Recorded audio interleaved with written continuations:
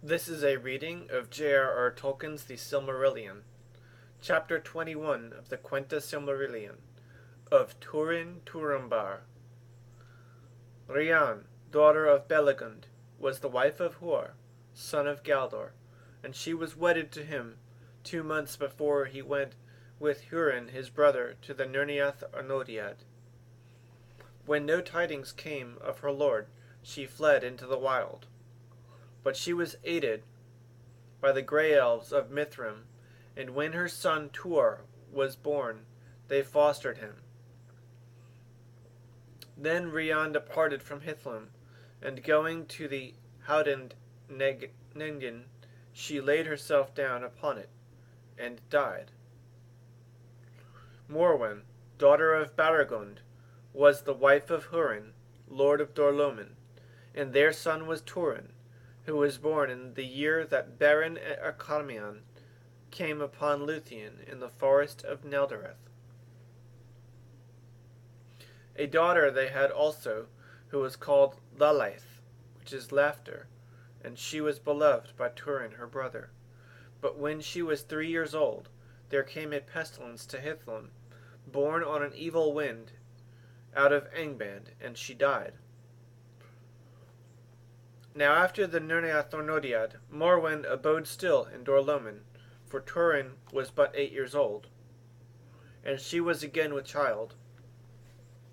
Those days were evil, for the Easterlings that came into Hithlum despised the remnant of the people of Hadar, and they oppressed them, and took their lands and their goods, and enslaved their children.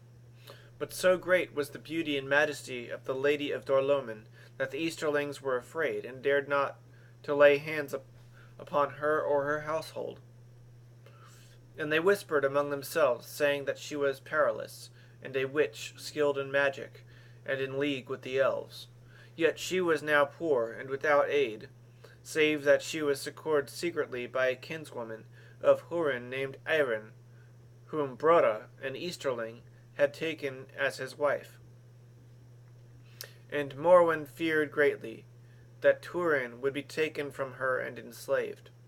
Therefore it came into her heart to send him away in secret, and to beg King Thingol to harbour him, for Baron, son of Barahir, was her father's kinsman, and he had been moreover a friend of Hurin ere evil befell.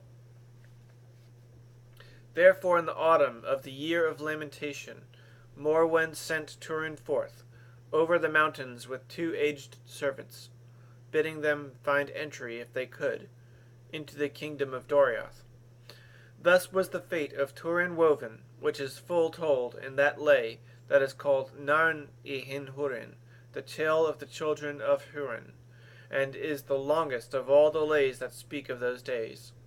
Here that tale is told in brief, for it is woven with the fate of the Silmarils and of the elves, and it is called the Tale of Grief, for it is sorrowful, and in it are revealed most evil works of Morgoth Bauglir.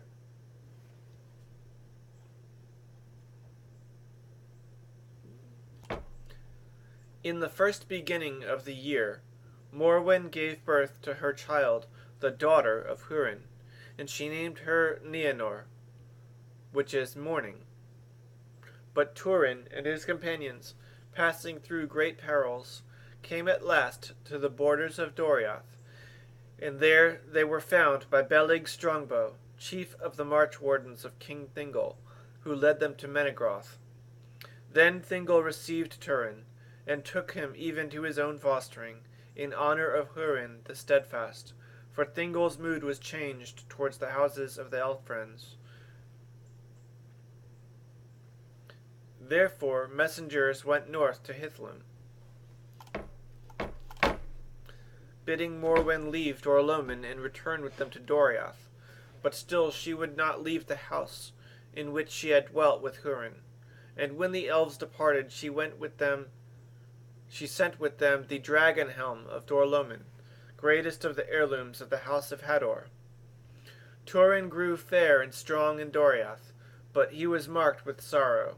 For 9 years he dwelt in Thingol's halls, and during that time his grief grew less. For messengers went at times to Hithlum, and returning they brought better tidings of Morwen and Nienor. But there came a day when the messengers did not return out of the north, and Thingol would send no more. Then Turin was filled with fear for his mother and his sister, and in grimness of heart he went before the king, and asked for mail and sword.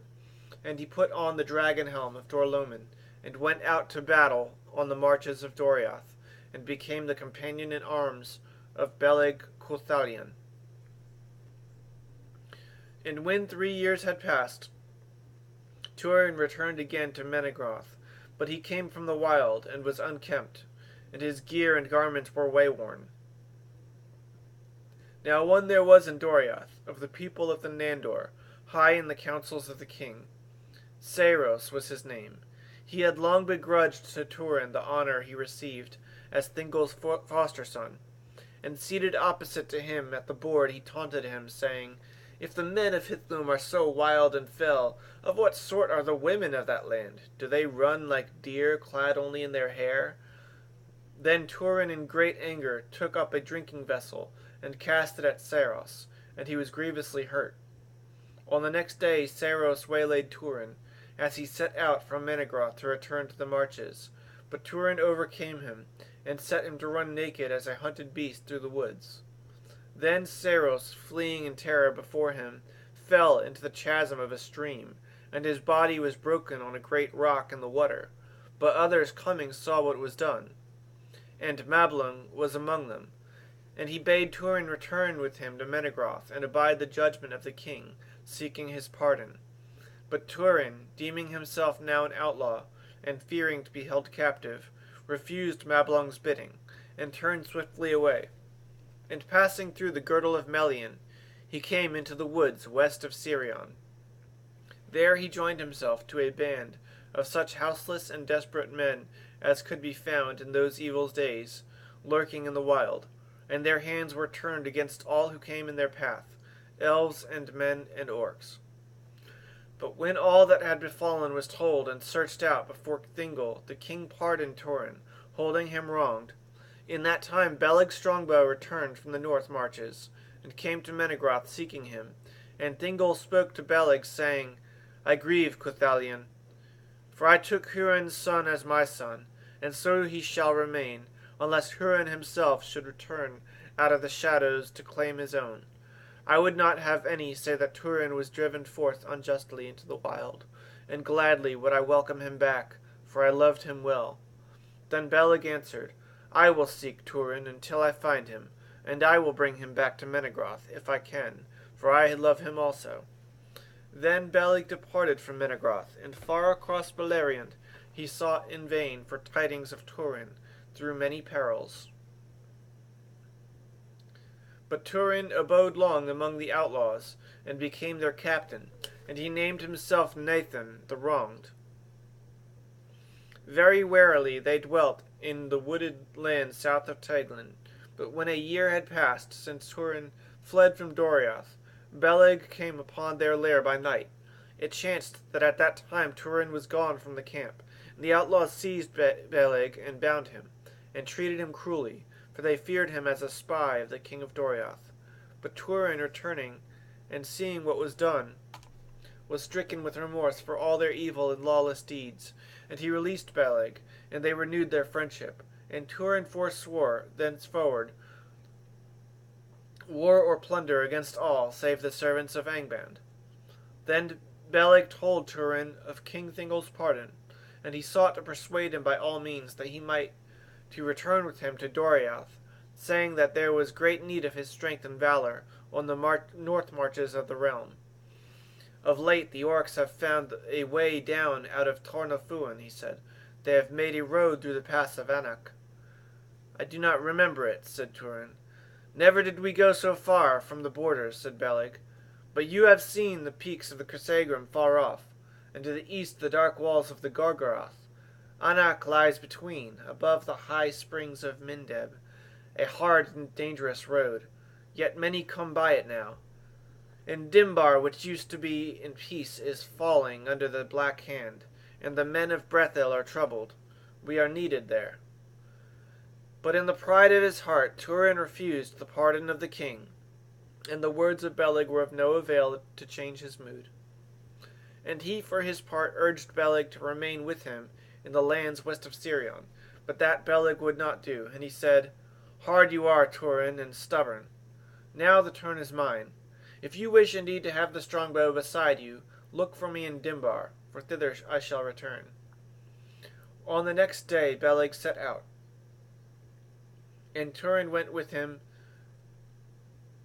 a bowshot from the camp, but he said nothing. Is it farewell then, son of Hurin? Said Beleg.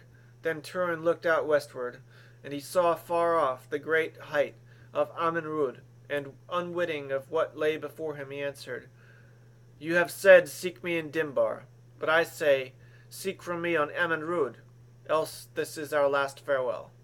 Then they parted, in friendship, yet in sadness. Now Beleg returned to the 1,000 caves, and coming before Thingol and Melian, he told them of all that had befallen, save only of his evil handling by Turin's companions. Then Thingol sighed, and he said, What more would Turin have me do? Give me leave, lord, said Beleg, and I will guard him, and guide him as I may. Then no man shall say that elven words are lightly spoken, nor would I wish to see so great a good run to nothing in the wild. Then Thingol gave Beleg leave to do as he would, and he said, Beleg Cuthalion, for many deeds you have earned my thanks, but not the least is the finding of my foster son. At this parting, ask for any gift, and I will not deny it to you. I ask then for a sword of worth, said Beleg, for the orcs come now too thick and close for a bow only, and such blade as I have is no match for their armor. Choose from all that I have, said Thingol, save only Aranruth, my own. Then Beleg chose Anglishel, and that was a sword of great worth, and it was so named because it was made of iron that fell from heaven as a blazing star. It would cleave all earth-delved iron. One other sword only in Middle-earth was like to it. That sword does not enter into this tale, though it was made of the same ore by the same smith, and that smith was Eol, the dark elf, who took Aradel Turgon's sister to wife. He gave Anglishel to Thingol as fee, which he begrudged, for leave to dwell in Nan Elmoth, but its mate Engurel he kept, until it was stolen from him by Maeglin his son. But as Thingol turned the hilt of Anglishel towards Beleg, Melian looked at the blade, and she said, There is malice in this sword. The dark heart of the smith still dwells in it. It will not love the hand it serves, neither will it abide with you long. Nonetheless, I will wield it while I may, said Beleg. Another gift I will give to you, Cuthalion, said Melian, that shall be your help in the wild, and the help also of those whom you choose. And she gave him store of lembas, the waybread of the elves, wrapped in leaves of silver, and the threads that bound it were sealed at the knots with the seal of the queen, a wafer of white wax, shaped as a single flower of Telperion. For according to the customs of the Eldalier, the keeping and giving of lambas belonged to the queen alone. In nothing did Melian show greater favor to Turin than in this gift, for the Eldar had never before allowed men to use this waybread, and seldom did so again. Then Beleg departed with these gifts from Menegroth, and went back to the north marches, where he had his lodges, and many friends. Then in Dimbar the orcs were driven back, and Anglishel rejoiced to be unsheathed. But when the winter came, and war was stilled, suddenly his companions missed Beleg, and he returned to them no more. Now when Beleg parted from the outlaws and returned into Doriath, Turin led them away westward out of Sirion's Val, for they grew weary of their life without rest, ever watchful and in fear of pursuit, and they sought for a safer lair. And it chanced at a time of evening that they came upon 3 dwarves, who fled before them. But one that lagged behind was seized and thrown down, and a man of the company took his bow, and let fly an arrow at the others as they vanished in the dark. Now the dwarf that they had taken was named Mim, and he pleaded for his life before Turin, and offered as ransom to lead them to his hidden halls, which none might find without his aid. Then Turin pitied Mim, and spared him, and he said, "Where is your house?" Then Mim answered, "High above the lands lies the house of Mim, upon the great hill. Amenrud is that hill called now, since the elves changed all the names." Then Turin was silent, and he looked long upon the dwarf, and at last he said, "You shall bring us to that place." On the next day they set out thither, following Mim to Amenrud. Now that hill stood upon the edge of the moorlands that rose between the vales of Sirion and Narog, and high above the stony heath it reared its crown. But its steep grey head was bare, save for the red seragon that mantled the stone. And as the men of Turin's band drew near, the sun westering broke through the clouds, and fell upon the crown, and the seragon was all in flower. But one among them said, "There is blood on the hilltop." But Mim led them by secret paths up the steep slopes of Amenrud, and at the mouth of his cave he bowed to Turin, saying, "Enter into Baron Dunwit, the house of ransom, for so it shall be called."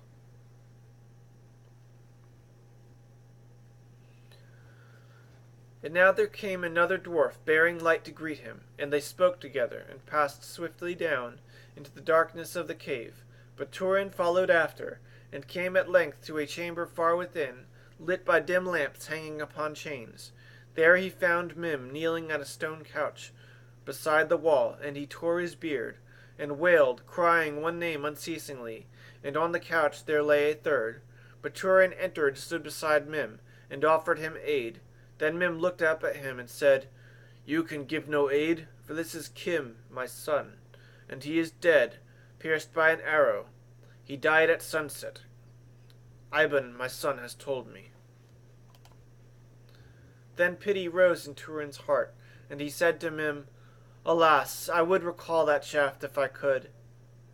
Now, Baron Danwed, this house shall be called in truth, for if ever I come to any wealth, I will pay you a ransom of gold for your son, in token of sorrow, though it gladden your heart no more."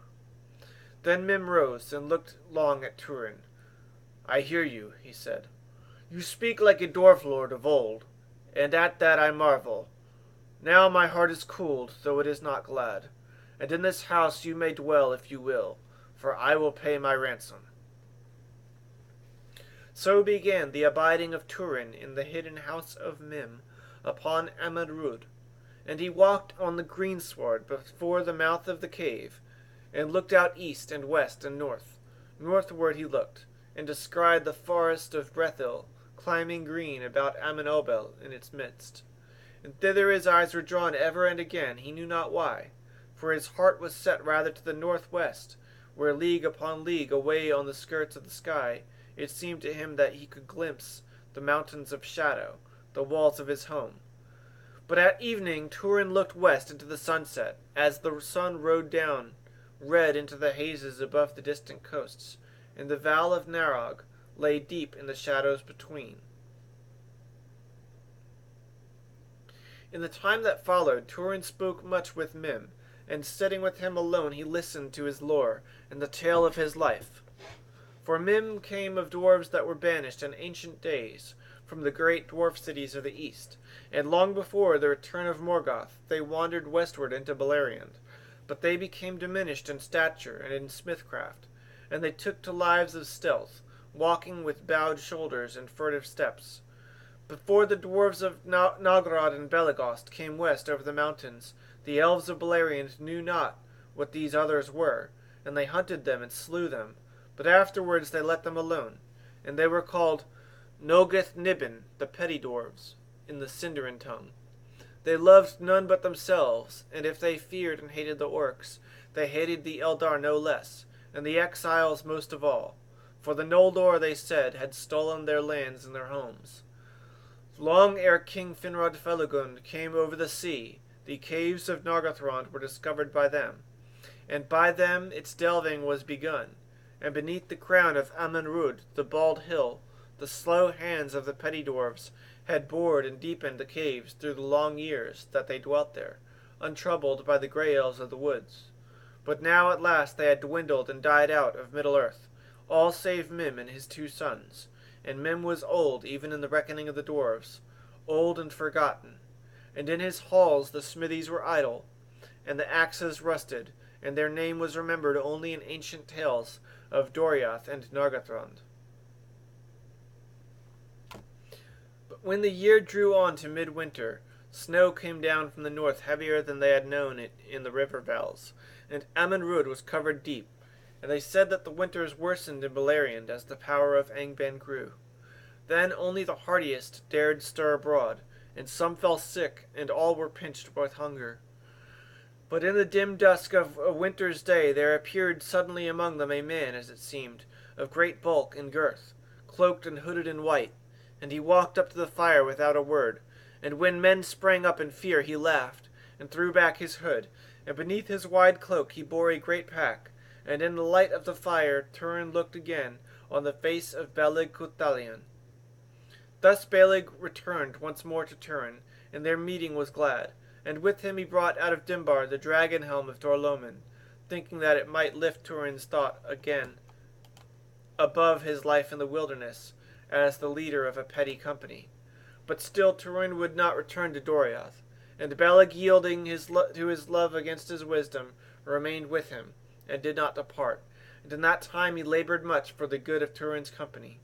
Those that were hurt or sick he tended, and gave to them the lembas of Melian, and they were quickly healed, for though the grey elves were less in skill and knowledge than the exiles from Valinor, in the ways of the life of Middle-earth they had a wisdom beyond the reach of men, and because Belig was strong and enduring, far-sighted in mind as in eye, he came to be held in honor among the outlaws.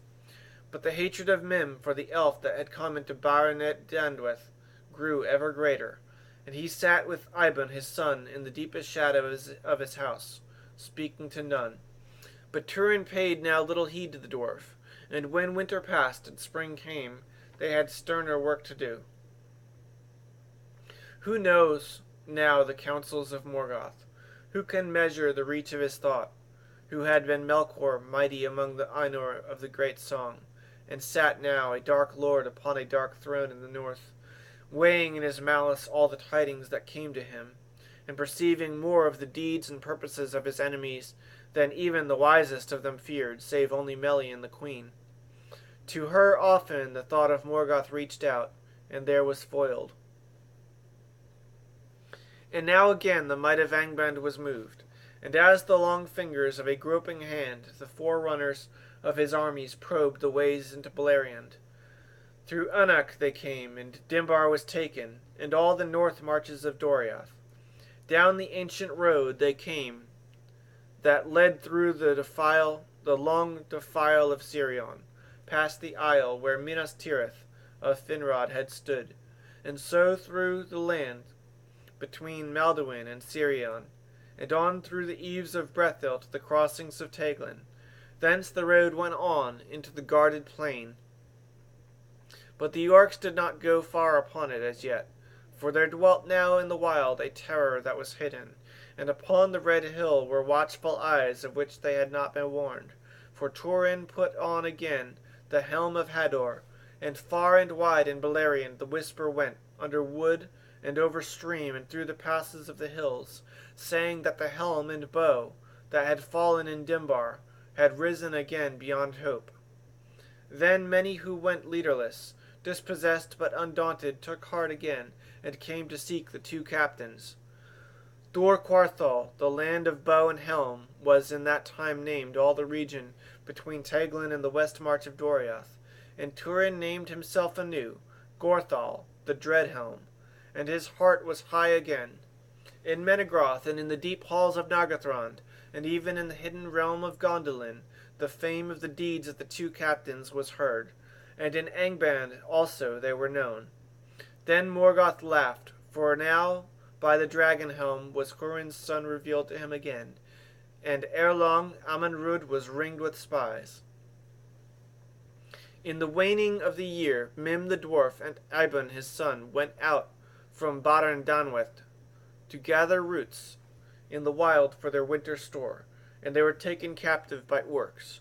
Then for a second time Mim promised to guide his enemies by the secret paths to his home on Amenrud. But yet he sought to delay the fulfillment of his promise, and demanded that Gorthal should not be slain. Then the orc captain laughed, and he said to Mim, "Assuredly, Turin, son of Hurin, shall not be slain." Thus was Baron Danwed betrayed, for the orcs came upon it by night unawares, guided by Mim. There many of Turin's company were slain as they slept, but some fleeing by an inner stair came out upon the hilltop, and there they fought until they fell, and their blood flowed out upon the saragon that mantled the stone. But a net was cast over Turin as he fought, and he was enmeshed in it, and overcome and led away. And at length, when all was silent again, Mim crept out of the shadows of his house, and as the sun rose over the mists of Sirion, he stood beside the dead men on the hilltop. But he perceived that not all those that lay there were dead, for by one his gaze was returned, and he looked in the eyes of Beleg the elf. Then with hatred long stored, Mim stepped up to Beleg, and drew forth the sword Anglishell, that lay beneath the body of one that had fallen beside him. But Beleg, stumbling up, seized back the sword and thrust it at the dwarf. And Mim in terror fled wailing from the hilltop, and Beleg cried after him, "The vengeance of the house of Hador will find you yet." Now Beleg was sorely wounded, but he was mighty among the elves of Middle-earth, and he was moreover a master of healing. Therefore he did not die, and slowly his strength returned, and he sought in vain among the dead for Turin to bury him. But he found him not, and then he knew that Hurin's son was yet alive, and taken to Angband. With little hope Beleg departed from Amenrud, and set out northward, toward the crossings of Teglin, following in the track of the orcs. And he crossed over the Brithiak, and journeyed through Dimbar, towards the pass of Anak. And now he was not far behind them, for he went without sleeping, whereas they had tarried on their road, hunting in the lands and fearing no pursuit as they came northward. And not even in the dreadful woods of Tarnofuan did he swerve from the trail, for the skill of Beleg was greater than any that have been in Middle-earth. But as he passed by night through this evil land, he came upon one lying asleep at the foot of a great dead tree, and Beleg, staying his steps beside the sleeper, saw that it was an elf. Then he spoke to him, and gave him lembas, and asked him what fate had brought him to that terrible place. And he named himself Gwyndor, son of Gwilyn. Grieving, Beleg looked upon him, for Gwyndor was now but a bent and fearful shadow of his former shape and mood, when in the Nirnia Tharnodiad that lord of Nargothrond rode with rash courage to the very doors of Angband, and there was taken. For few of the Noldor whom Morgoth captured were put to death, because of their skill in forging, and in mining for metals and gems, and Gwyndor was not slain, but put to labor in the mines of the north.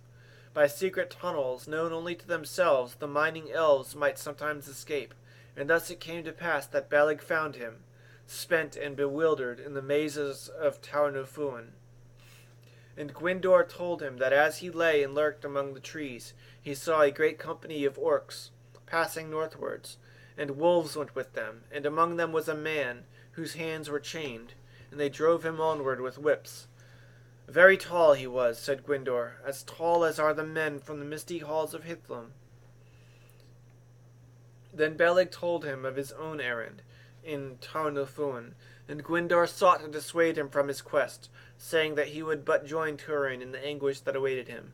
But Beleg would not abandon Turin, and despairing himself, he aroused hope again in Gwyndor's heart. And together they went on, following the orcs until they came out of the forest on the high slopes that ran down to the barren dunes of Anfaglith. There, within sight of the peaks of Thingolladrim, the orcs made their encampment in a bare dell, as the light of day was failing, and setting wolf sentinels all about, they fell to carousing. A great storm rode up out of the west, and lightning glittered on the shadowy mountains far away. As Beleg and Gwyndor crept towards the dell.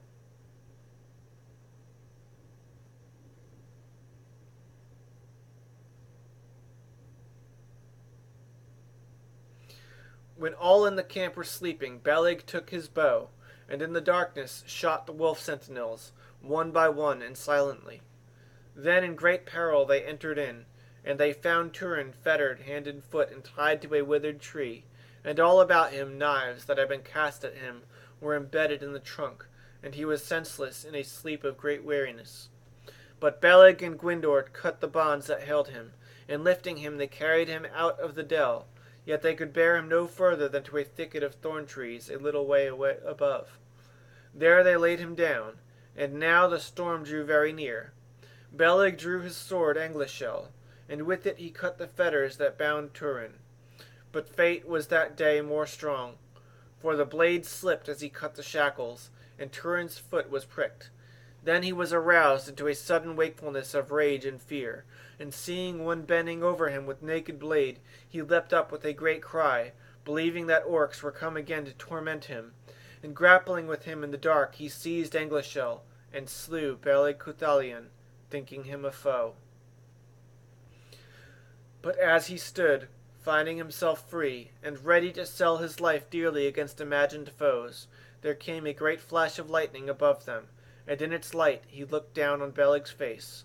Then Turin stood stone still and silent, staring on that dreadful death, knowing what he had done. And so terrible was his face, lit by the lightning that flickered all about them, that Gwyndor cowered down upon the ground, and dared not raise his eyes. But now in the dell beneath the orcs were aroused, and all the camp was in a tumult, for they feared the thunder that came out of the west, believing that it was sent against them by the great enemies beyond the sea. Then a wind arose, and great rains fell, and torrents swept down from the heights of Tarnufuan. And though Gwyndor cried out to Turin, warning him of their utmost peril, he made no answer, but sat unmoving and unweeping in the tempest, beside the body of Beleg Cuthalion.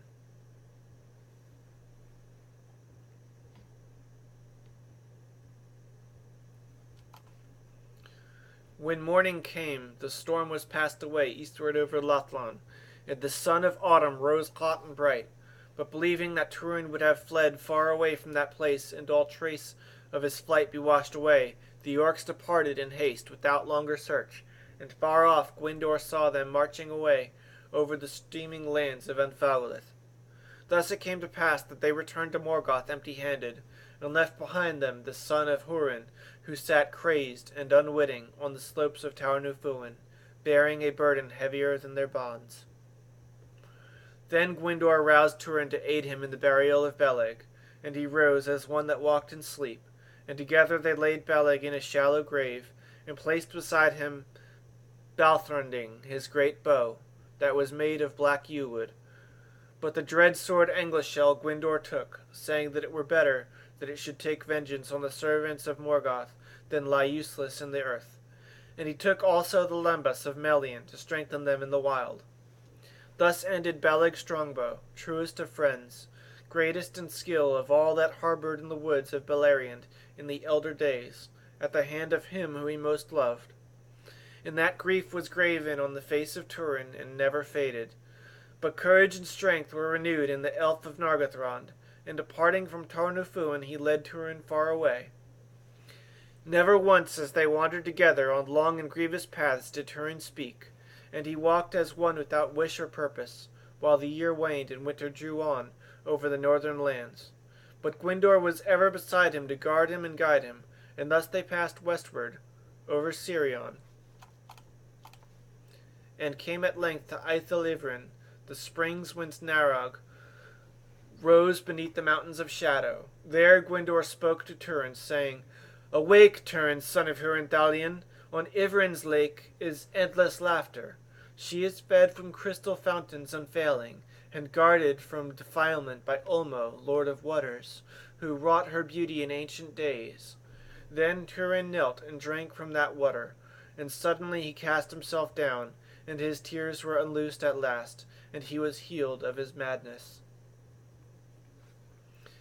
There he made a song for Beleg, and he named it Laer Cul Beleg, the song of the great bow, singing it aloud, heedless of peril.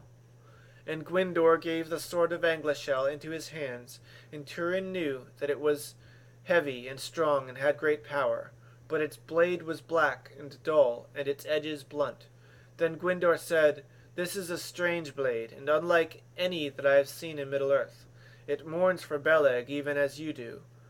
But be comforted, for I return to Nargothrond of the house of Finarfin, and you shall come with me, and be healed and renewed."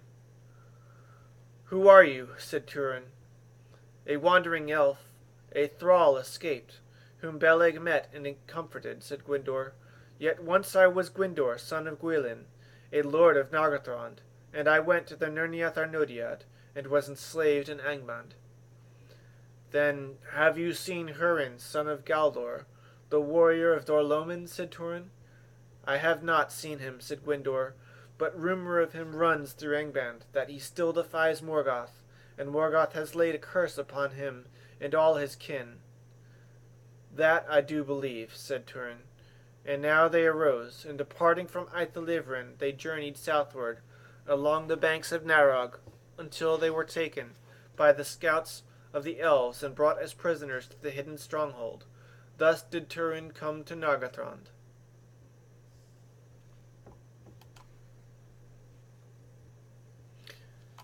At first his own people did not know Gwyndor, who went out young and strong, and returned now seeming as one of the aged among mortal men, because of his torments and his labors.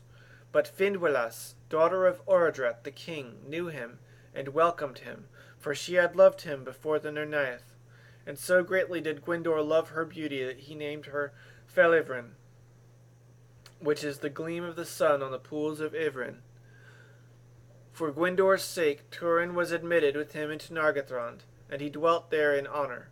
But when Gwyndor would tell his name, Turin checked him, saying, "I am Agarwain, the son of Umarth, which is the blood-stained, son of Ill-Fate, a hunter in the woods." And the elves of Nargothrond questioned him no more. In the time that followed, Turin grew high in favor with Orodreth, and well nigh all hearts were turned to him in Nargothrond, for he was young, and only now reached his full manhood. And he was in truth the son of Morwen Elidwen to look upon, dark-haired and pale-skinned, with grey eyes, and his face was more beautiful than any other among mortal men in the elder days. His speech and bearing were that of the ancient kingdom of Doriath, and even among the elves he might be taken for one from the great houses of the Noldor. Therefore many called him Adanadel, the Elf-man.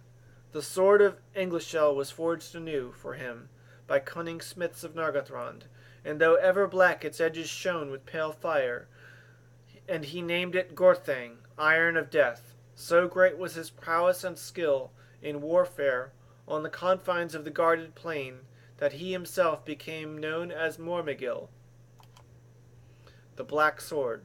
And the elves said, "The Mormegil cannot be slain save by mischance, or an evil arrow from afar."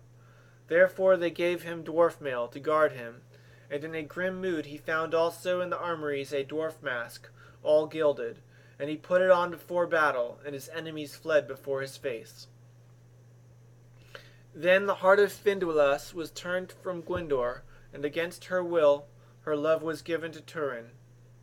But Turin did not perceive what had befallen, and being torn in heart, Finduilas became sorrowful, and she grew wan and silent.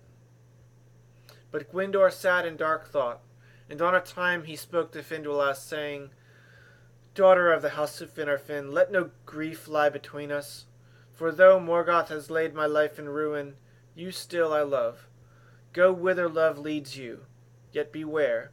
It is not fitting that the elder children of Iluvatar should wed with the younger, nor is it wise, for they are brief and soon pass, and leave us in widowhood while the world lasts. Neither will fate suffer it, unless it be once or twice only, for some high cause of doom that we do not perceive. But this man is not barren. A doom indeed lies on him, as seeing eyes may well read in him, but a dark doom. Enter not into it, and if you will, your love shall betray you to bitterness and death. For hearken to me, though he be indeed Agarawain, son of Urmath, his right name is Turin, son of Hurin, whom Morgoth holds in Angband, and whose kin he has cursed. Doubt not the power of Morgoth Baglier. Is it not written in me? Then Findulas sat long in thought, but at the last she said only, Turin, son of Hurin, loves me not, nor will. Now when Turin learnt from Findulas of what had passed, he was wrathful, and he said to Gwyndor, In love I hold you, for rescue and safe keeping, but now you have done ill to me, friend, to betray my right name, and call my doom upon me, from which I would lie hid. But Gwyndor answered, The doom lies in yourself, not in your name.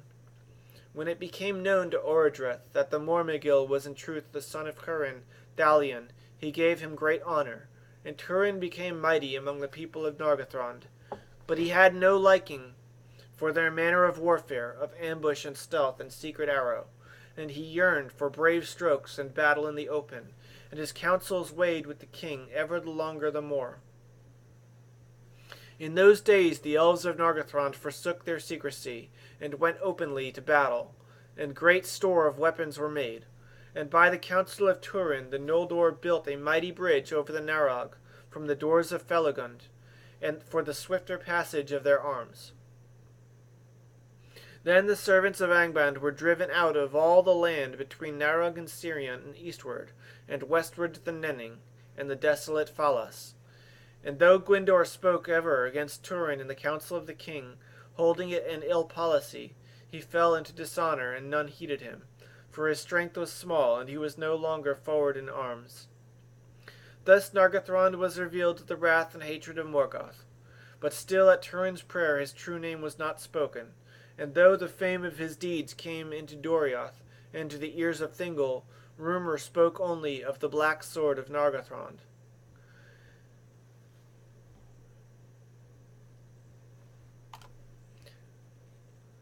In that time of respite and hope, when because of the deeds of the Mormegil the power of Morgoth was stemmed west of Sirion, Morwen fled at last from Dor-lomin with Nienor her daughter, and adventured the long journey to Thingol's halls.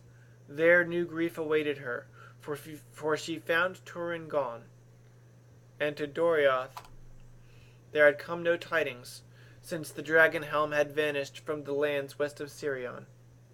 But Morwen remained in Doriath with Nienor, as guests of Thingol and Melian, and were treated with honor.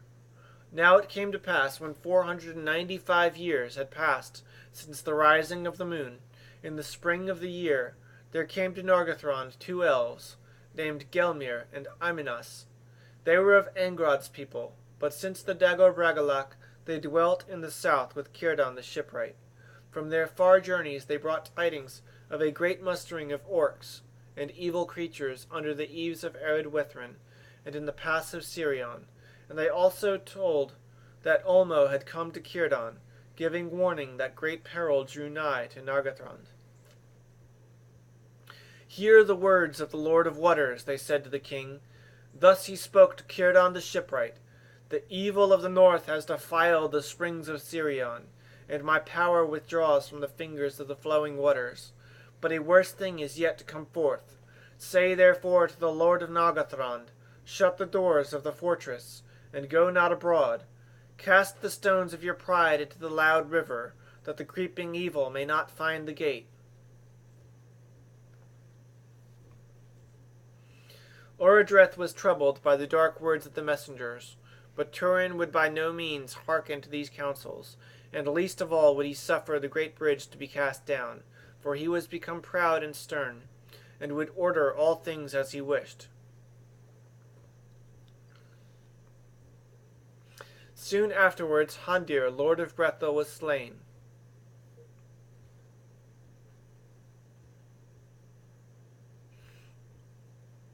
For the orcs invaded his land. And Handir gave them battle, but the most of Brethil were worsened, and driven back into their woods. And in the autumn of the year, biding his hour, Morgoth loosed upon the people of Narog the great host that he had long prepared, and Glaurung the Urloki passed over Anfelglith, and came thence into the north vales of Sirion, and there did great evil. Under the shadows of arid Wethrin he defiled the Ithel Ivrin, and thence he passed into the realm of Nargothrond, and burned the Talath Dirnan, the guarded plain, between Narog and Teglin. Then the warriors of Nargothrond went forth, and tall and terrible in that day looked Turin, and the heart of the host was upheld, as he rode on the right hand of Orodreth. But greater far was the host of Morgoth than any scouts had told, and none but Turin, defended by his dwarf mask, could withstand the approach of Glaurung. And the elves were driven back and pressed by the orcs into the field of Tumhalad, between Ginglith and Narog, and there they were penned. On that day all the pride and host of Nargothrond withered away, and Orodreth was slain in the forefront of the battle, and Gwyndor, son of Gwilyn, was wounded to the death. But Turin came to his aid, and all fled before him, and he bore Gwyndor out of the rout, and escaping into a wood there laid him on the grass. Then Gwyndor said to Turin, "Let bearing pay for bearing. But ill-fated was mine, and vain is thine, for my body is marred beyond healing, and I must leave Middle-earth. And though I love thee, son of Hurin, yet I rue the day that I took thee from the orcs. But for thy prowess and thy pride, still I should have love and life, and Nargothrond should yet stand awhile. Now if thou love me, leave me. Haste thee to Nargothrond, and save Fwyndalis. And this last I say to thee, she alone stands between thee and thy doom. If thou fail her, it shall not fail to find thee. Farewell." Then Turin sped back to Nargothrond, mustering such of the rout as he met with on the way. And the leaves fell from the trees in a great wind as they went, for the autumn was passing to a dire winter. But the hosts of the orcs and Glaurung the dragon were there before him, and they came suddenly, ere those that were left on guard were aware of what had befallen on the field of Tumhalad. In that day the bridge over Narog proved an evil, for it was great and mightily made, and could not swiftly be destroyed. And the enemy came readily over the deep river, and Glaurung came in full fire against the doors of Felagund, and overthrew them, and passed within.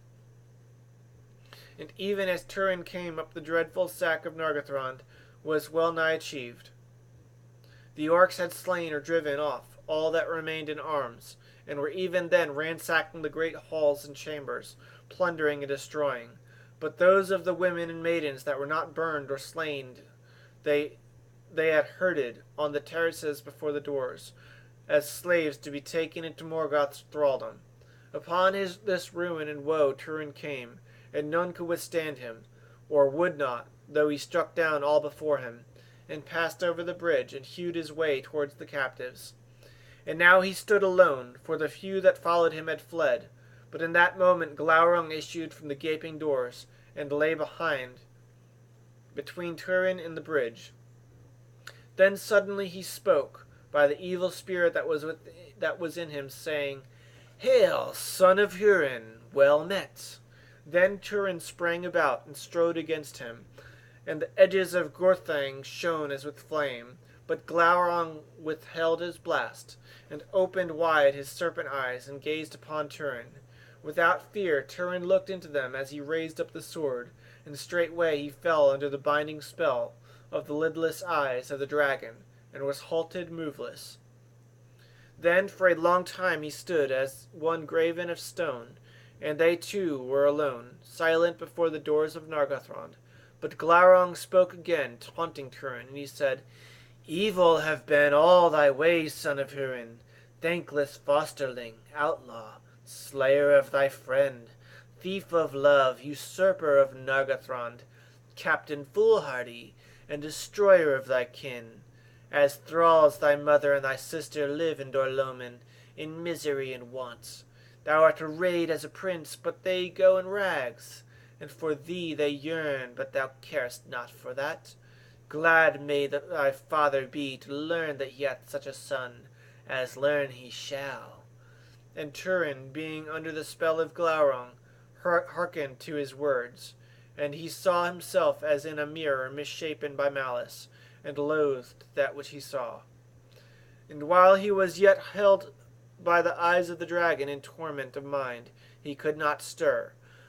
The orcs drove away the herded captives, and they passed nigh to Turin, and crossed over the bridge.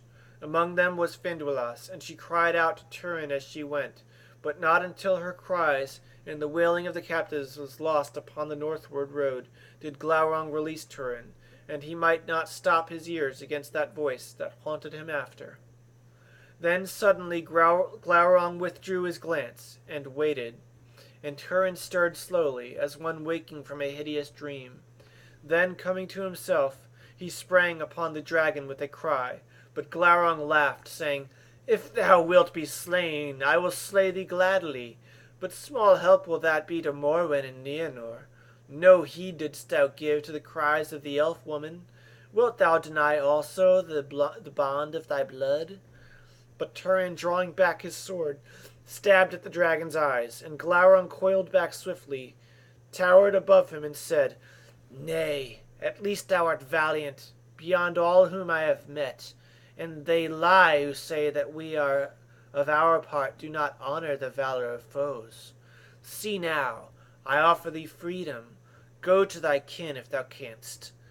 Get thee gone. And if elf or man be left to make tale of these days, then surely in scorn they will name thee, if thou spurnest this gift. Then Turin, being yet bemused by the eyes of the dragon, as were he treating with a foe that could know pity, believed the words of Glaurung, and turning away he sped over the bridge. But as he went, Glaurung spoke behind him, saying in a fell voice, Haste thee now, son of Hurin, to Dorlomen, or perhaps the orcs shall come before thee once again.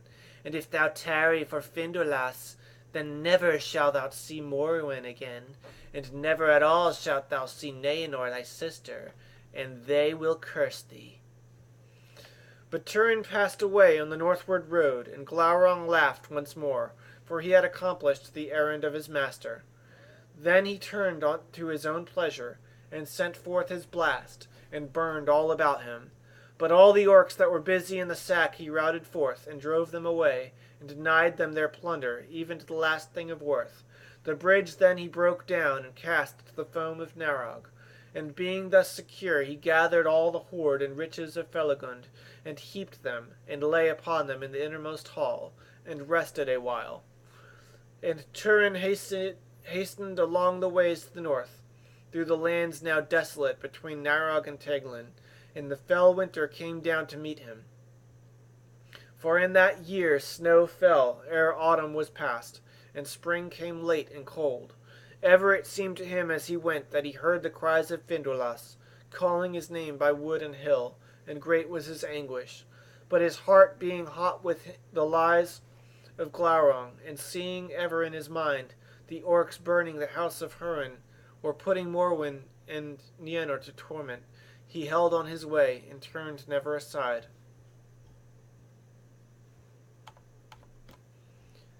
At last, worn by haste and the long road, for 40 leagues and more had he journeyed without rest, he came with the first ice of winter to the pools of Avon, where before he had been healed, but they were now but a frozen mere, and he could drink there no more. Thus he came hardly by the passes of Dorlomen, through bitter snows from the north, and found again the land of his childhood. Bare and bleak it was, and Morwen was gone. Her house stood empty, broken and cold, and no living thing dwelt nigh. Therefore Turin departed, and came to the house of Broda, the Easterling, he that had to wife Erin, Hurin's kinswoman, and there he learned of an old servant that Morwen was long gone, for she had fled with Nienor out of Dorlomen, none but Erin knew where. Then Turin strode to Broda's table, and seizing him, he drew his sword, and demanded that he be told whither Morwen had gone. And Erin declared to him that she went to Doriath to seek her son. For the lands were freed then from evil, she said, by the black sword of the south, who has fallen, they say.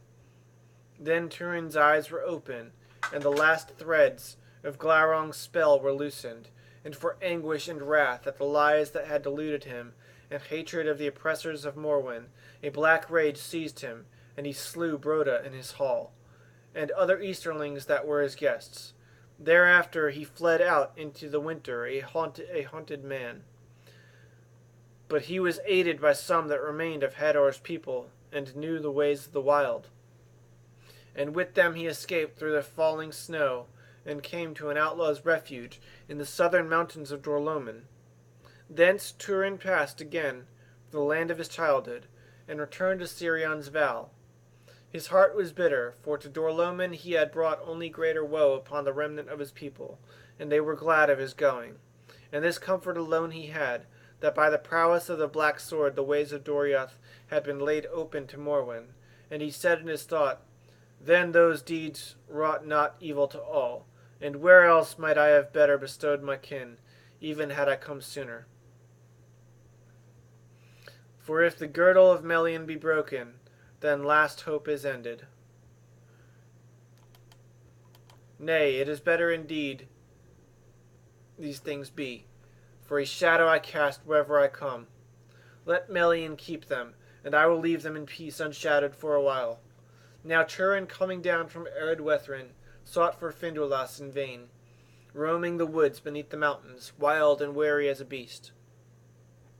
And he waylaid all the roads that went north to the pass of Sirion, but he was too late, for all the trails had grown old, or were washed away by the winter. Yet thus it was that, passing southwards down Teiglin, Turin came upon some of the men of Brethil that were surrounded by orcs, and he delivered them, for the orcs flew from Gorthang. He named himself Wild Man of the Woods, and they besought him to come and dwell with them. But he said that he had an errand yet unachieved, to seek Finduilas, Ordrith's daughter of Nargothrond. Then Dorlas, the leader of those woodmen, told the grievous tidings of her death, for the men of Brethil had waylaid at the crossings of Teiglin the orc host that led the captives of Nargothrond, hoping to rescue them. But the orcs had at once cruelly slain their prisoners, and Finduilas they pinned to a tree with a spear. So she died, saying at the last, Tell the Mormegil that Finduilas is here. Therefore they had laid her in a mound near that place, and named it Howden Elith, the mound of the elf-maid. Turin bade them lead him thither, and there he fell down into a darkness of grief that was near death. Then Dorlas, by his black sword, the fame whereof had come even into the deeps of Brethil, and by his quest to the king's daughter, knew that the wild man was indeed the Mormegil of Nargothrond, whom rumour said was the son of Hurin of Dorloman. Therefore the woodmen lifted him up, and bore him away to their homes. Now those were set in a stockade upon a high place in the forest, Ephel Brandir upon Ammon Obel, for the people of Halath were now dwindled by war, and Brandir, son of Handir, who ruled them, was a man of gentle mood, and lame also from childhood.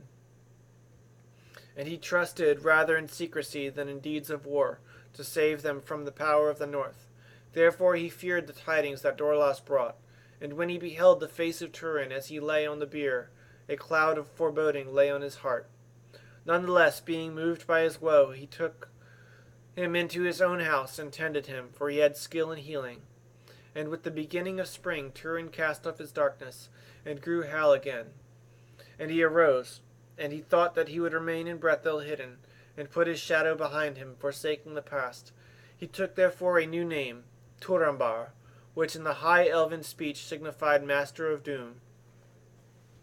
And he besought the woodmen to forget that he was a stranger among them, or ever bore any other name. Nonetheless he would not wholly leave deeds of war, for he could not endure that the orcs should come to the crossings of Teiglin, or draw nigh to Howden Elith. And he made that a place of dread for them, so that they shunned it. But he laid his black sword by, and wielded rather the bow and the spear.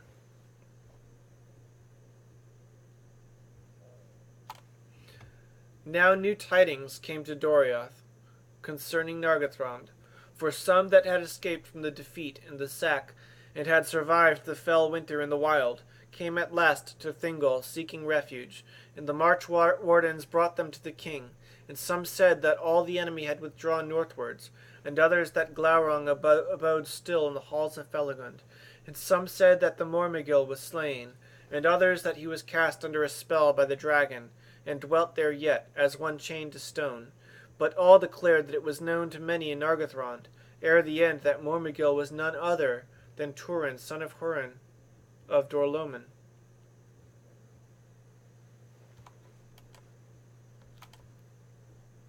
Then Morwen was distraught, and refusing the counsel of Melian, she rode forth alone into the wild to seek her son, or some true tidings of him. Thingol therefore sent Mablung after her, with many hardy march wards, to find her and guard her, and to learn what news they might. But Nienor was bidden to remain behind. Yet the fearlessness of her house was hers. And in an evil hour, in hope that Morwen would return, when she saw that her daughter would go with her into peril, Nienor disguised herself as one of Thingol's people, and went with that ill-fated writing. They came upon Morwen by the banks of Sirion, and Mablung besought her to return to Menegroth, but she was fey and would not be persuaded. Then also the coming of Nienor was revealed, and despite Morwen's command, she would not go back. And Mablung perforce brought them to the hidden ferries at the Meres of Twilight, and they passed over Sirion. And after 3 days' journeying they came to Amon Ether, the hill of spies, that long ago Felagund had caused to be raised, with great labor, a league before the doors of Nargothrond. There Mablung set a guard of riders about Morwen and her daughter, and forbade them to go further. But he, seeing from the hill no sign of any enemy, went down with his scouts to the Narog, as stealthily as they could go. But Glaurung was aware of all that they did, and he came forth in heat of wrath, and lay into the river, and a vast vapor and foul reek went up, in which Mablung and his company were blinded and lost. Then Glaurung passed east over Narog. Seeing the onset of the dragon, the guards upon Amon Ether sought to lead Morwen and Nienor away, and fly with them with all speed back eastwards. But the wind bore the blank mists upon them, and their horses were maddened by the dragon stench, and were ungovernable, and ran this way and that, so that some were dashed against trees, and were slain, and others were borne far away. Thus the ladies were lost, and of Morwen indeed no short tidings ever came after to Doriath. But Nienor, being thrown by her steed yet unhurt, made her way back to Amon Ether, there to await Mablung, and came thus above the reek into the sunlight, and looking westward she stared straight into the eyes of Glaurung, whose head lay upon the hilltop. Her will strove with him for a while, but he put forth his power, and having learned who she was, he constrained her to gaze into his eyes, and he laid a spell of utter darkness and forgetfulness upon her, so that she could remember nothing that had ever befallen her, nor her own name, nor the name of any other thing, and for many days she could neither hear nor see nor stir by her own will. Then Glaurung left her standing alone upon Amon Ether, and went back to Nargothrond. Now Mablung, who greatly daring had explored the halls of Felagund when Glaurung left them, fled from them at the approach of the dragon, and returned to Amon Ether. The sun sank and night fell as he climbed the hill, and he found none there save Nienor, standing alone under the stars as an image of stone. No word she spoke or heard, but would follow if he took up her hand. Therefore in great grief he led her away, though it seemed to him vain, for they were both like to perish, succourless in the wild. But they were found by 3 of Mablung's companions, and slowly they journeyed northward and eastward towards the fences of the land of Doriath beyond Sirion, and the guarded bridge nigh to the inflowing of Scalduin. Slowly the strength of Nienor returned as they drew nearer to Doriath, but still she could not speak or hear, and walked blindly as she was led. But even as they drew near, the fences, at last she closed her staring eyes, and would sleep. And they laid her down and rested also, unheedfully, for they were utterly outworn. There they were assailed by an orc band, such as now roamed often as nigh the fences of Doriath as they dared. But Nienor in that hour recovered hearing and sight, and being awakened by the cries of the orcs, she sprang up in terror and fled ere they could come to her. Then the orcs gave chase, and the elves after, and they overtook the orcs and slew them ere they could harm her.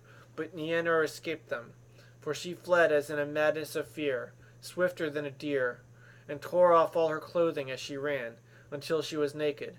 And she passed out of their sight, running northward, and they sought her, and though they sought her long, they found her not, nor any trace of her. And at last Mablung in despair returned to Menegroth, and told the tidings. Then Thingol and Melian were filled with grief. But Mablung went forth, and sought long in vain for tidings of Morwen and Nienor.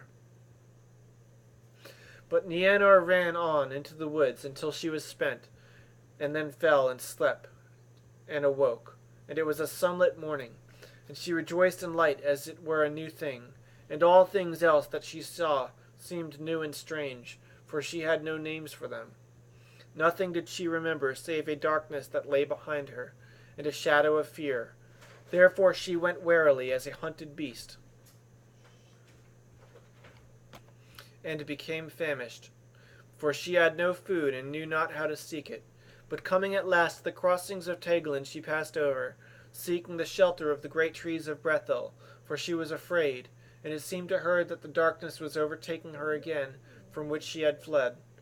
But it was a great storm of thunder that came up from the south, and in terror she cast herself down upon the mound of Howden Elith, stopping her ears from the thunder. But the rain smote her and drenched her, and she lay like a wild beast that is dying.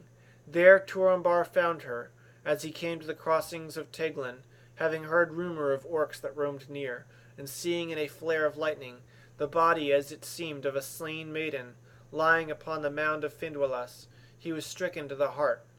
But the woodmen lifted her up, and Turambar cast his cloak about her, and they took her to a lodge near by, and warmed her, and gave her food.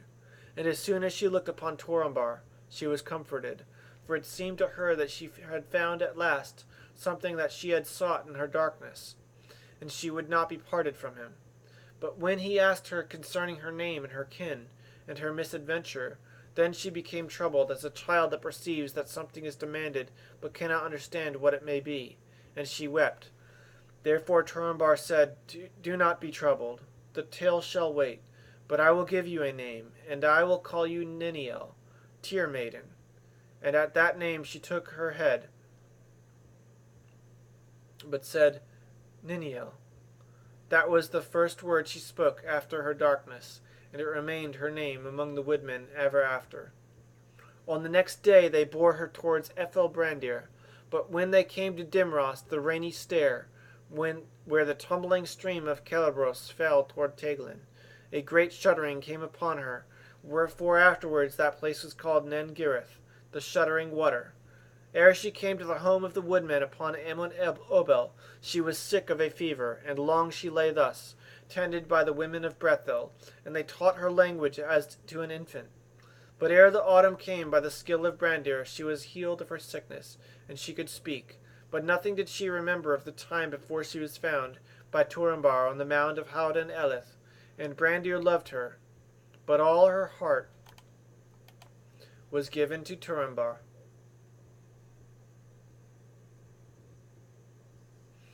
In that time the woodmen were not troubled by the orcs, and Turambar went not to war, and there was peace in Brethil. His heart turned to Niniel, and he asked her in marriage. But for that time she delayed in spite of her love. For Brandir foreboded he knew not what, and sought to restrain her rather for her sake than his own or rivalry with Turambar. And he revealed to her that Turambar was Turin, son of Hurin, and though she knew not the name, a shadow fell upon her mind. But when 3 years were passed since the sack of Nargothrond, Turambar asked Niniel again, and vowed that now he would wed her, or else go back to war in the wild. And Niniel took him with joy. And they were wedded at the midsummer, and the woodmen of Brethil made a great feast.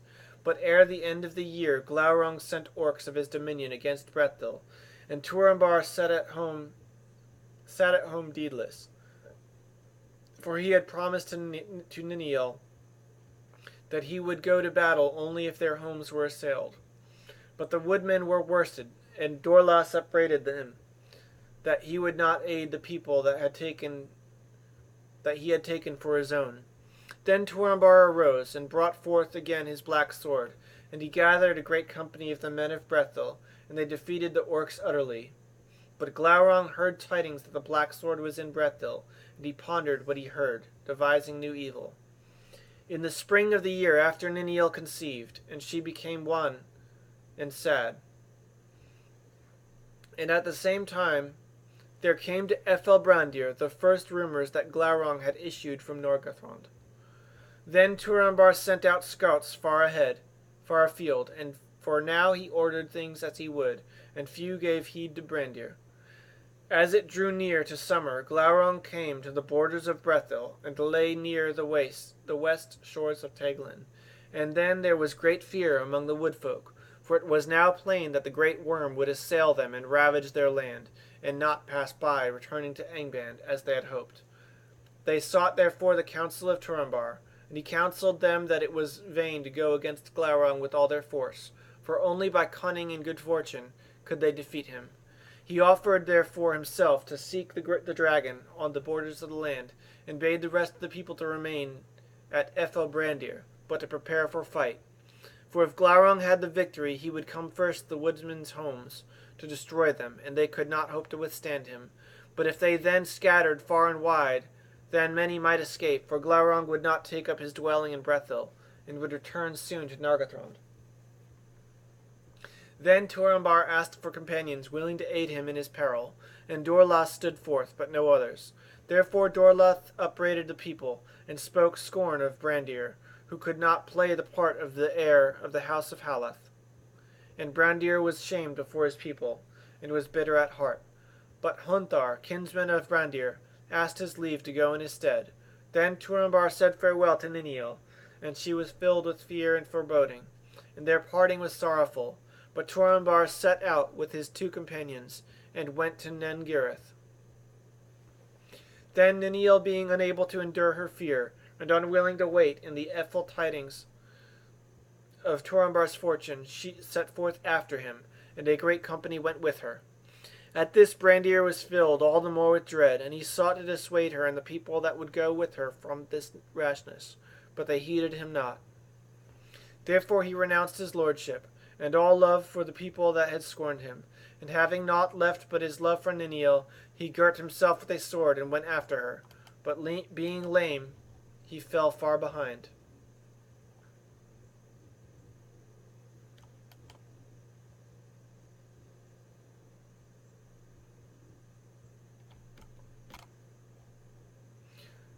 Now Turambar came to Nen-Girith at sundown, and there he learned that Glaurung lay on the brink of the high shores of Teglin. It was like to move when night fell. Then he called those tidings good, for the dragon lay at Caban en Aras, where the river ran in a deep and narrow gorge, that a hunted deer might overleap, and Turambar thought that he would seek no further, but would attempt to pass over the gorge.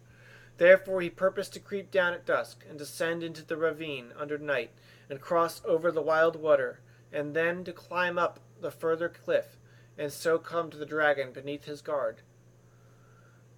This counsel he took, but the heart of Dorlas failed when they came to the races of Teglin in the dark, and he dared not attempt the perilous crossing, but drew back and lurked in the woods, burdened with shame. Turambar and Hunthar, none the less, crossed over in safety, for the loud roaring of the water drowned all other sounds, and Glaurung slept. But ere the middle night the dragon roused, and with a great noise and blast cast his forward part across the chasm, and began to draw his bulk after.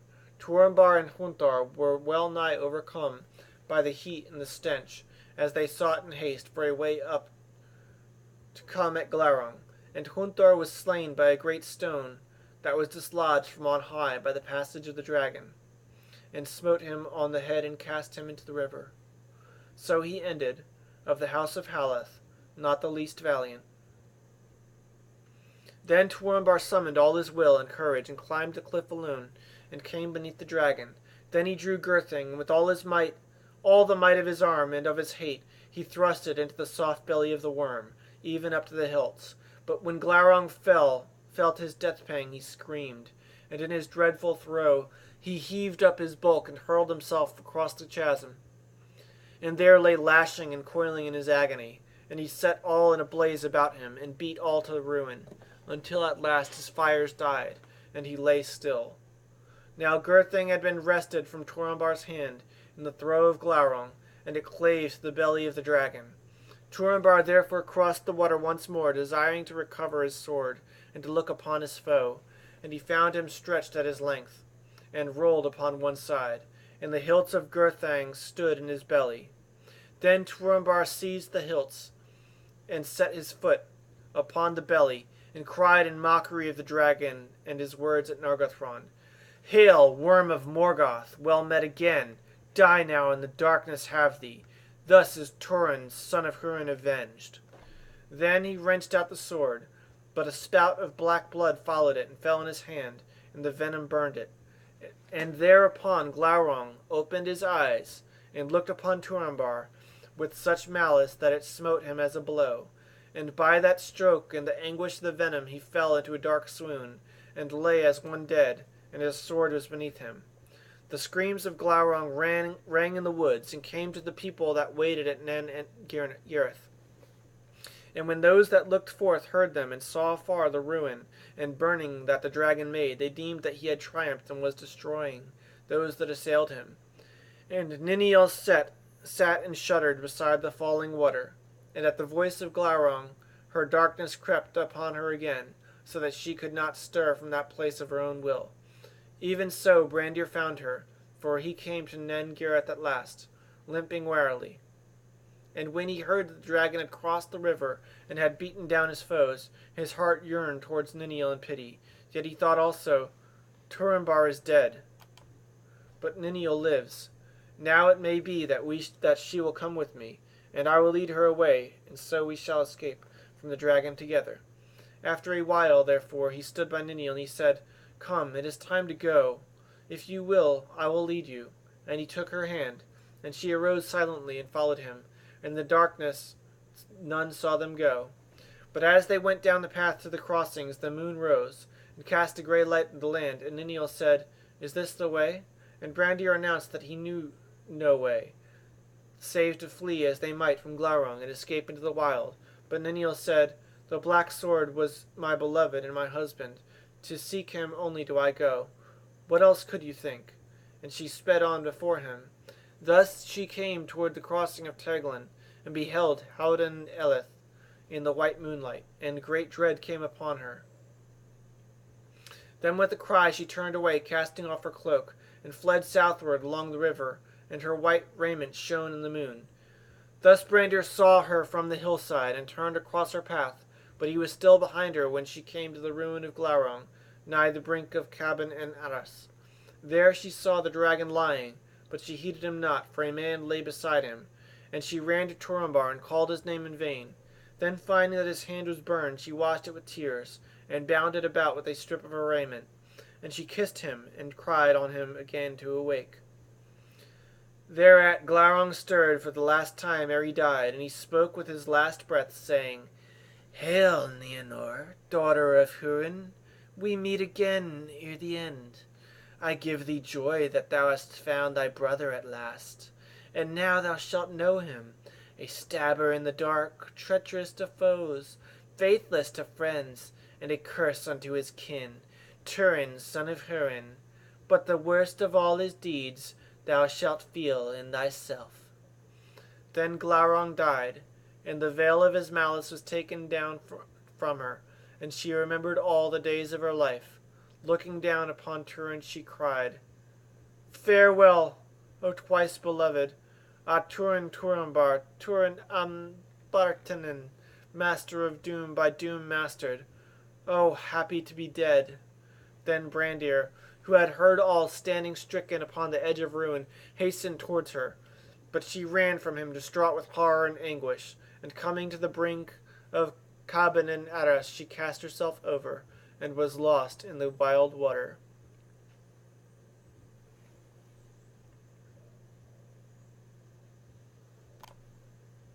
Then Brandir came and looked down, and turned away in horror, and though he no longer desired life, he could not seek death in that roaring water. And thereafter no man looked again upon Cabed and Aras, or would any beast or bird come there, nor any tree grow, and it was named Cabed Namarth, the leap of dreadful doom. But Brandir made his way back to Nen Gareth to bring tidings to the people, and he met Dorlas in the woods and slew him, the first blood that ever he had spilt, and the last. And he came to Nen Gareth, and men cried to him, Have you seen her? For Niniel is gone. And he answered, Niniel is gone forever. The dragon is dead, and Turambar is dead, and those tidings are good. The people murmured at these words, saying that he was crazed. But Brandir said, Hear me to the end. Niniel the beloved is also dead. She cast herself into Teglin, desiring life no more, for she learned that she was none other than Nienor, daughter of Hurin of Dorlomin, ere her forgetfulness came upon her, and that Turambar was her brother, Turin, son of Hurin. But even as he ceased, and the people wept, Turin himself came before them. For when the dragon died, his swoon left him, and he fell into a deep sleep of weariness. But the cold of the night troubled him, and the hilts of Gurthang drove into his side, and he awoke. Then he saw that one had tended his hand, and wondered much that he was left none less to lie upon the cold ground. And he called, and hearing no answer, he went in search of aid, for he was weary and sick. But when the people saw him, they drew back in fear, thinking that it was his unquiet spirit. And he said, Nay, be glad, for the dragon is dead, and I live. But wherefore have you scorned my counsel, and come into peril? And where is Niniel? For her I would see, and surely you did not bring her from her home? Then Brandir told him that it was so, and Niniel was dead. But the wife of Dorlas cried out, Nay, Lord, he is crazed, for he came here saying that you were dead, and he called it good tidings. But you live. Then Turambar was wrathful, and believed that all Brandir said or did was done in malice toward himself and Niniel, begrudging their love. And he spoke evilly to Brandir, calling him Clubfoot. Then Brandir reported all that he had heard, and named Niniel Nienor, daughter of Hurin. And he cried out upon Turambar with the last words of Glaurung, that he was a curse unto his kin, and to all that harbored him. Then Turambar fell into a fury, for in those words he heard the feet of his doom overtaking him, and he charged Brandir with leading Niniel to her death, and publishing with delight the lies of Glaurung, if indeed he devised them not himself. Then he cursed Brandir and slew him, and he fled from the people into the woods. But after a while his madness left him, and he came to Howden Elith, and there sat, and pondered all his deeds. And he cried upon Finduilas to bring him counsel, for he knew not whether he would do now more ill or good to go to Doriath to seek his kin, or to forsake them forever and seek death in battle. And even as he sat there, Mablung, with a company of grey elves, came over the crossings of Teglin, and he knew Turin, and hailed him, and was glad indeed to find him yet living, for he had learned of the coming forth of Glaurung, and that his path led to Brethil, and also he had heard report that the black sword of Nargothrond now dwelt there. Therefore he came to give warning to Turin, and help if he need be. But Turin said, You come too late, the dragon is dead. Then they marveled, and gave him great praise, but he cared nothing for it, and said, This only I ask, give me news of my kin, for in Dorlomin I learned that they had gone to the hidden kingdom. Then Mablung was dismayed, but needs must tell to Turin how Morwen was lost, and Yennefer cast into a spell of dumb forgetfulness, and how she escaped them upon the borders of Doriath and fled northwards. Then at last Turin knew the doom had overtaken him, and that he had slain Brandir unjustly, so that the words of Glaurung were fulfilled in him, and he laughed as one fey, crying, "This is a bitter jest indeed." But he bade Mablung go, and returned to Doriath, with curses upon it. And he cursed too upon your errand, he cried. This only was wanting. Now comes the night. Then he fled from them like the wind, and they were amazed, wondering what madness had seized him, and they followed after him. But Turin far outran them, and he came to Cabot and Aras, and heard the roaring of the water, and saw that all the leaves fell sere from the trees, and though winter had come, there he drew forth his sword, that now alone remained to him of all his possessions, and he said, "Hail, Gurthang! No lord or loyalty dost thou know, save the hand that wieldeth thee. From no blood wilt thou shrink. Wilt thou therefore take Turin Turambar? Wilt thou slay me swiftly?" And from the blade rang a cold voice in answer, "Yea, I will drink thy blood gladly, that so I may forget the blood of Beleg my master, and the blood of Brandir slain unjustly. I will slay thee swiftly." Then Turin set the hilts upon the ground, and cast himself upon the point of Gurthang, and the black blade took his life. But Mablung and the elves came and looked on the shape of Glaurung lying dead, and upon the body of Turin, and they grieved. And when men of Brethil came thither, and they learned the reasons of Turin's madness and death, they were aghast. And Mablung said bitterly, "I also have been meshed in the doom of the children of Hurin, and thus with my tidings have slain one that I loved." Then they lifted up Turin, and found that Gurthang had broken asunder. But elves and men gathered their great store of wood, and they made a mighty burning, and the dragon was consumed to ashes. Turin they laid in a high mound, where he had fallen, and the shards of Gurthang was laid beside him. And when all was done, the elves sang a lament for the children of Hurin, and a great grey stone was set upon the mound, and thereon was carven in runes of Doriath, Turin Turambar, Dagnir Glaurunga, and beneath they wrote also, Nienor Niniel. But she was not there, nor was it ever known whither the cold waters of Teglin had taken her. Please purchase your own copy of the Silmarillion. This is just a reading.